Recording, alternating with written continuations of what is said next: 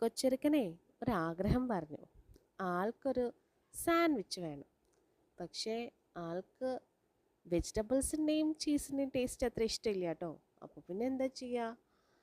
സിമ്പിളായിട്ടൊരു കോഴിമുട്ട എടുത്തു. അതിനകത്ത് ഇച്ചിരി ഉപ്പ്, കുരുമുളക്, ലേശം വെള്ളം എന്നിവ ചേർത്ത് നന്നായിട്ട് കലക്കിയെടുത്തു. പിന്നെ ഒരു പാൻ ചൂടാക്കി അതിലിത്തിരി എണ്ണ ഒഴിച്ചു.